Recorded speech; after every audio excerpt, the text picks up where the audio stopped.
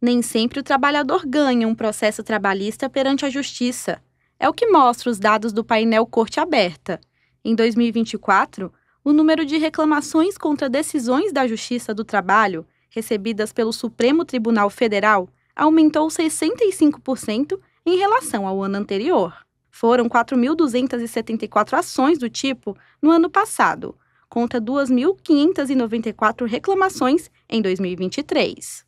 As reclamações tiveram como finalidade questionar decisões da Justiça que não se aplicavam em entendimentos já firmados pelo Supremo.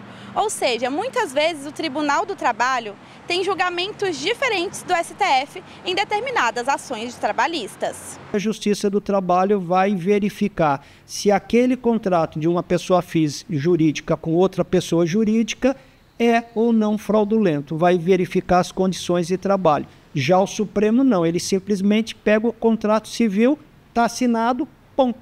Essa foi a primeira vez que o número de ações trabalhistas ultrapassou os processos civis que chegam ao STF. As reclamações representam 42% do total das ações recebidas pelo Supremo no ano passado.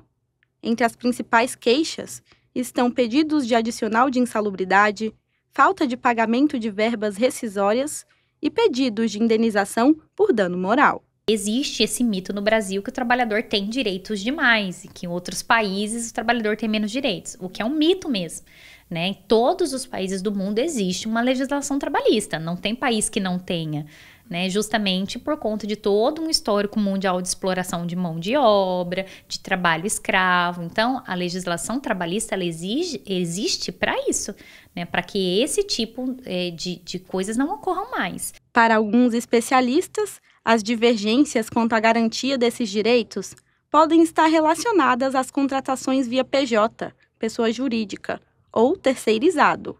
Na terceirização, há 3 partes envolvidas: a empresa contratante, a terceirizada e o trabalhador.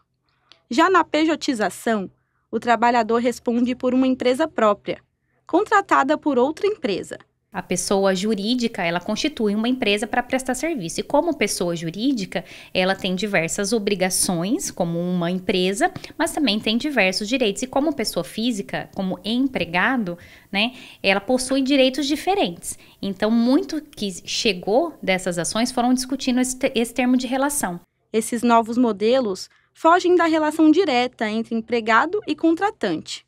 E, por isso, ainda causam múltiplas interpretações. Você tem uma confusão entre a pessoa física prestando serviço e a pessoa jurídica prestadora do serviço. O empregado da pessoa jurídica que está prestando serviço, ele é CLT.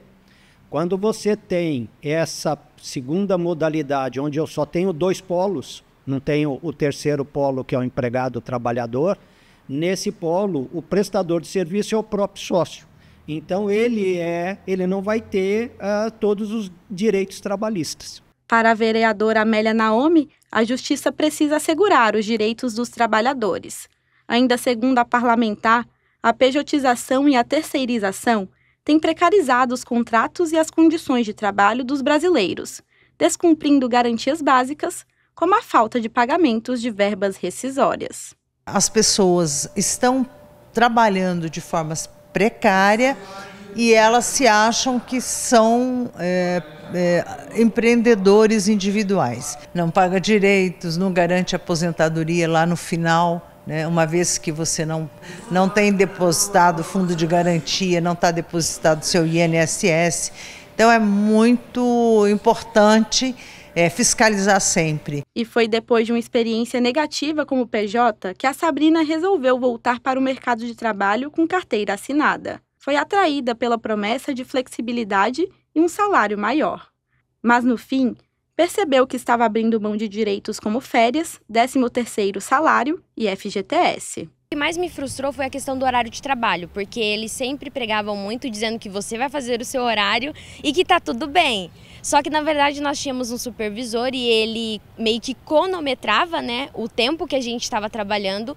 E se eu precisasse ir a um médico, sair um pouco mais cedo, não era permitido pela empresa, por mais que eu fosse PJ. Agora, no novo emprego, e com carteira assinada, tem mais segurança e tranquilidade em saber que vai ter os direitos garantidos. Hoje, tendo a experiência que eu tenho, eu pensaria 10 vezes antes de sair do meu seguro, né? Onde eu tenho mais estabilidade para um PJ.